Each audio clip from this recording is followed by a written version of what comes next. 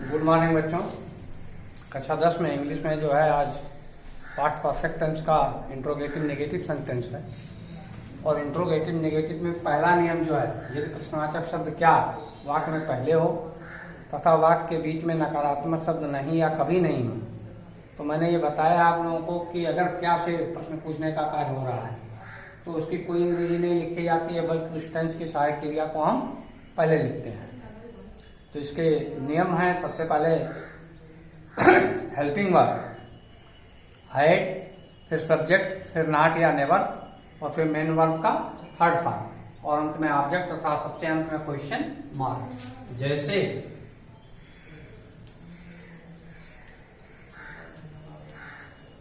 क्या वह घर नहीं पहुंच चुका था। पास्ट परफेक्ट टेंस है ना, था थी थे, तो क्या हो जाएगा? हैड ही नॉट रीच्ड,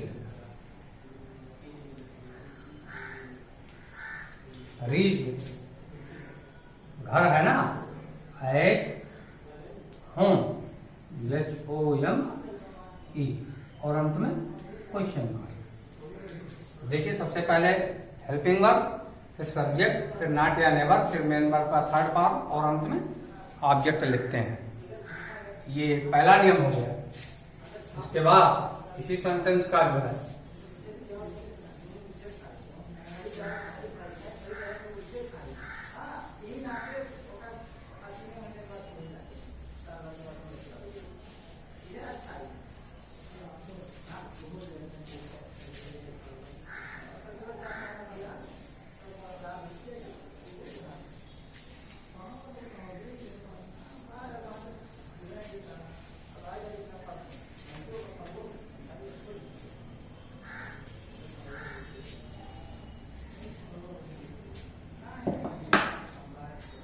दूसरा नियम है, जब प्रश्नवाचक शब्द क्या कहाँ हो? वाक्य में पहले हो, वाक्य में पहले हो तथा वाक्य के बीच में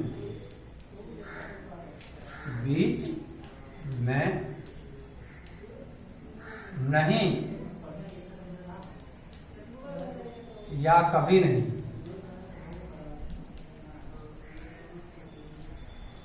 कभी नहीं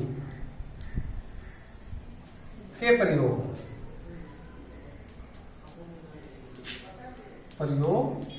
हो तथा वाक्य में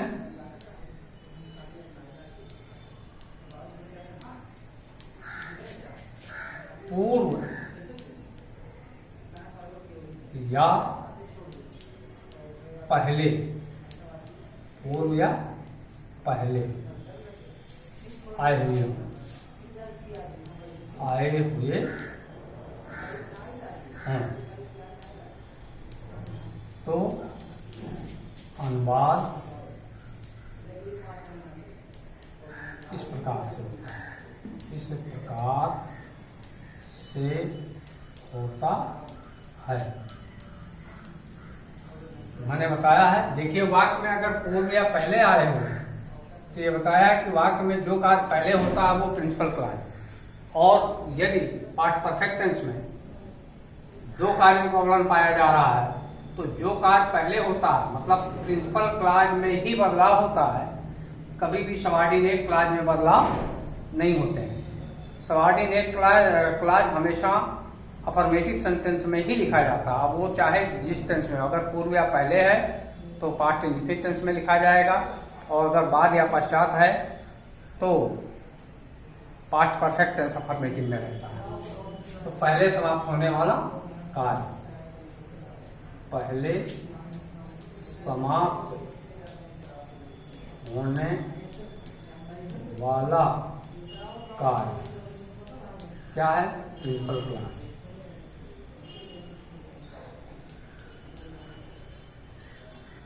प्रिंसिपल क्लॉज। प्रिंसिपल क्लॉज को हम किसमें लिखेंगे? Past perfect tense. Past perfect tense के इंट्रोगेटिव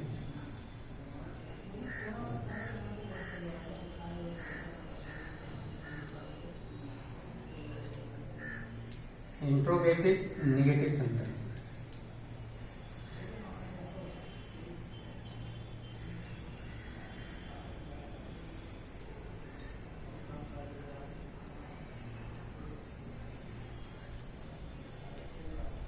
अर्थात सबसे पहले हेल्पिंग वर्ब।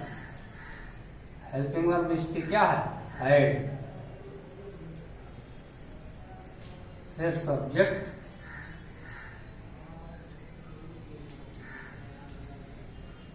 फिर नॉट या नेवर। नॉट या नेवर। फिर मेन वर्ब का थर्ड फॉर्म, फिर ऑब्जेक्ट,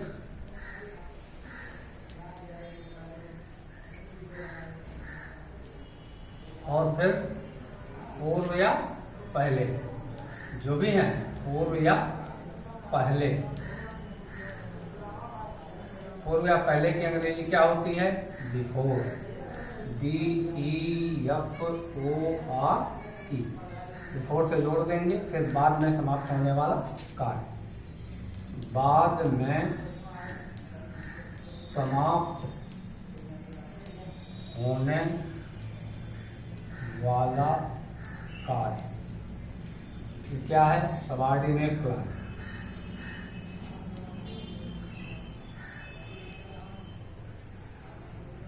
सबऑर्डिनेट क्लॉज तो किसमें लिखेंगे? पास्ट इंडेफिनिट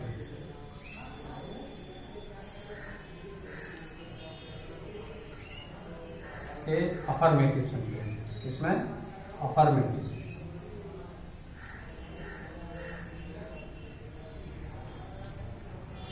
अफर्मेटिव में अर्थात सबसे पहले सब्जेक्ट, फिर मेन वर्ब का सेकंड फॉर्म, फिर ऑब्जेक्ट, और अंत में क्वेश्चन मार्क। इसके अंत में क्या लिखा जाएगा? Question mark. ये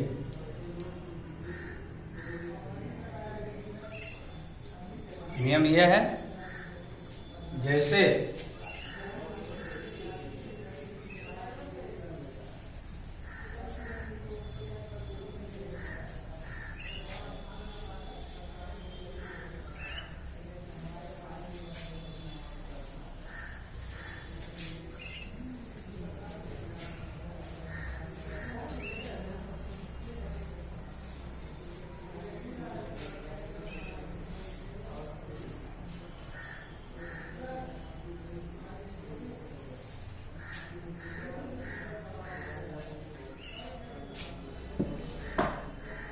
जैसे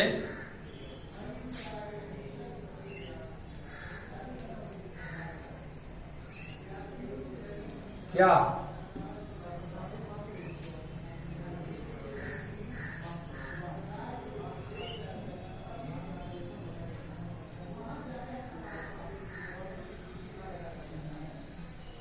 उसके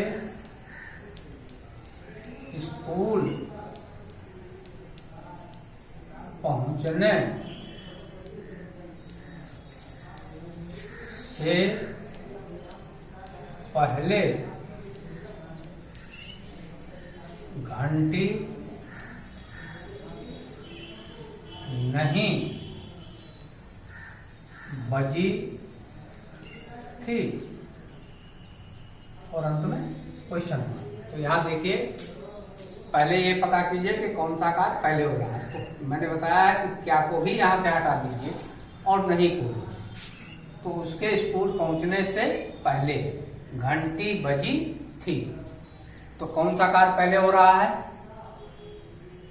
घंटी का बजने वाला कार्य पहले हो रहा है और उसका स्कूल पहुंचने वाला का बाद में हो रहा है। तो इस सेंटेंस को जो कार्य पहले हो रहा है प्रिंसिपल क्लॉज है उसको किसमें बनाएंगे? पास्ट परफेक्ट टेंस के। तो क्या घंटी नहीं बजी थी? तो had it not rung, RUNG, रंग,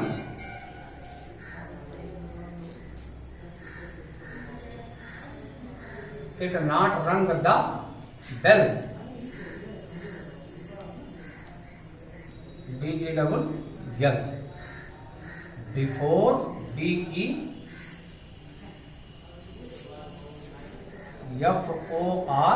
before he reached, REACH, reached to school, SCH और अंत में क्वेश्चन मार्क। यहाँ आप बेल का भी प्रयोग कर सकते हो, इट का हटा करके had the bell not rung before he reached to school, ये भी लिख सकते हैं आप। लेकिन चूंकि यहाँ मैंने ये नियम है कि जिन वाक्यों में कर्ता का होना और न होना पाया जाए तो वहाँ इट या देयर के प्रयोग होते हैं और उस हिसाब से मैंने यहाँ इट का प्रयोग किया है। तो अब तो क्लियर हो गया होगा। और इसका दूसरा नियम, दो नियम हो गए। तीसरा नियम,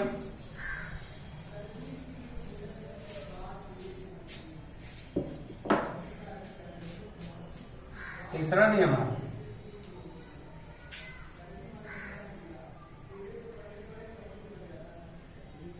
जब वाक्य के प्रारंभ में वाक्य में पहले क्या शब्द का प्रयोग, क्या प्रयोग हुए हैं, प्रयोग हुए हैं तथा वाक्य के बीच में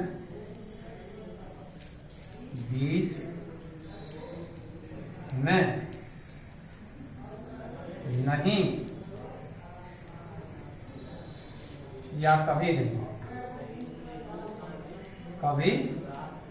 नहीं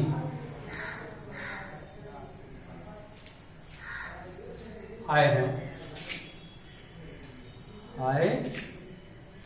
हुए हैं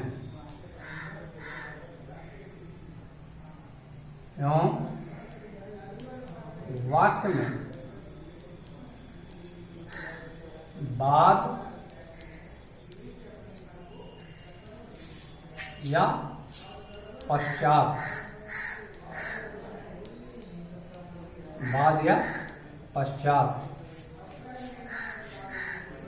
के प्रयोग हैं।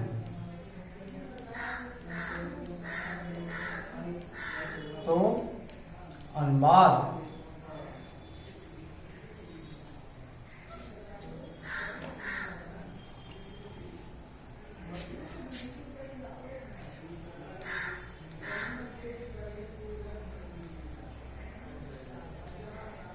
निम्न क्रम से होता है, निम्न नियम से होता है। मैंने बताया है अगर बाद या पश्चात आए हुए हैं, यहाँ देखो बाद या पश्चात, तो वाक्य में जो कार्य बाद में समाप्त होता है वो प्रिंसिपल क्लॉज है। तो बाद में समाप्त होने वाला कार्य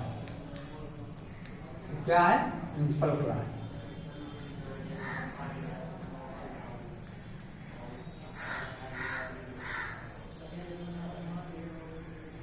प्रिंसिपल क्लॉज को हम किसमें लिखेंगे? Past indefinite tense.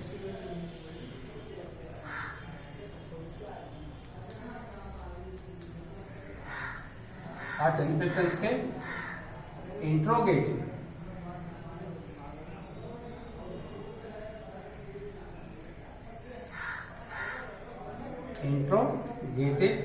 Negative sentence.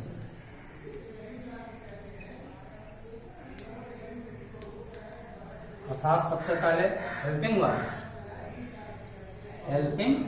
Verb इसकी है डिड, फिर सब्जेक्ट,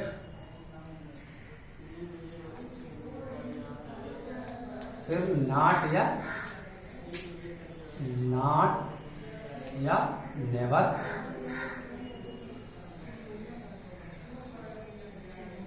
और फिर मेन वर्ब का फर्स्ट फॉर्म। कौन सा फॉर्म? First form. और फिर ऑब्जेक्ट, फिर बाद या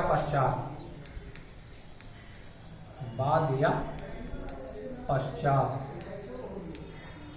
कि अंग्रेजी क्या लिखते हैं? आफ्टर। फिर पहले समाप्त होने वाला, पहले समाप्त होने वाला कार्य क्या है? Subordinate clause.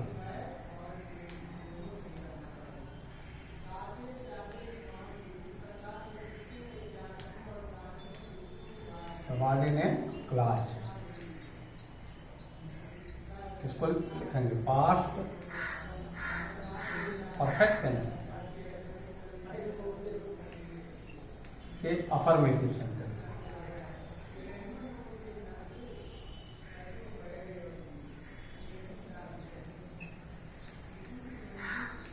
अफर्मेटिव सेंटेंस अर्थात सबसे पहले सब्जेक्ट,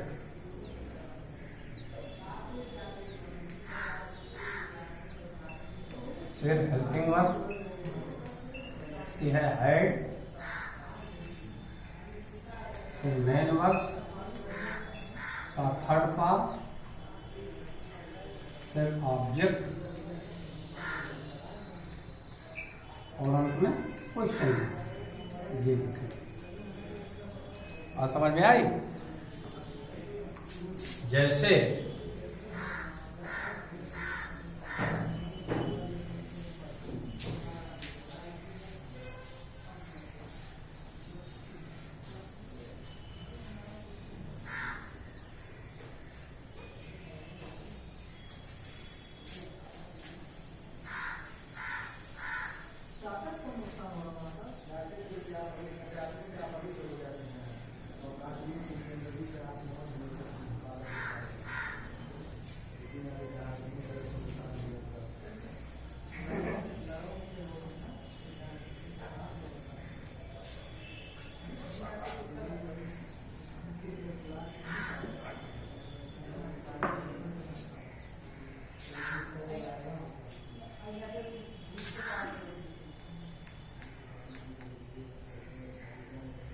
क्या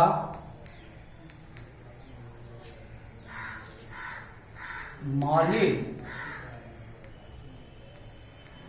के फूल तोड़ने के बाद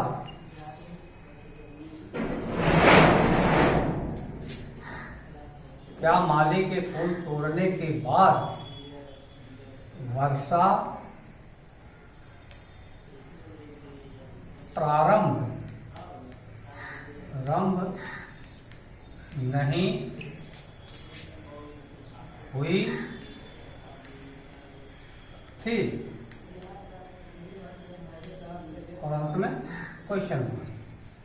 तो देखिए यहां से क्या को हटाओ और यहां से नहीं। तो माली के फूल तोड़ने के बाद वर्षा प्रारंभ हुई थी। कौन सा कार्य पहले हो रहा हो, कौन सा कार्य बाद में? तो वर्षा का प्रारंभ होने वाला कार्य बाद में हो रहा है और माली का फूल तोड़ने वाला कार्य पहले हो रहा है। तो बाद वाला कार्य ही जो है क्या? Principal clause. तो प्रिंसिपल क्लॉज को हम किसमें लिखेंगे? Interrogative negative sentence. तो डिड इट प्रारंभ नहीं हुई थी। Did it not begin, begin BEGIN, begin to rain, after से जोड़ देंगे AFTER, after the gardener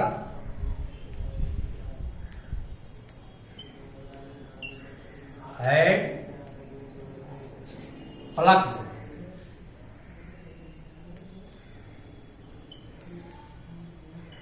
plucked, to the flower, FLOWER, और अंत में क्वेश्चन मार्क। बात समझ में आ गई? तो इस तरह से सबसे पहले हेल्पिंग में अगर बाद या पश्चात लगा तो जो कार्य बाद में हो रहा है वही क्या है, प्रिंसिपल क्लास।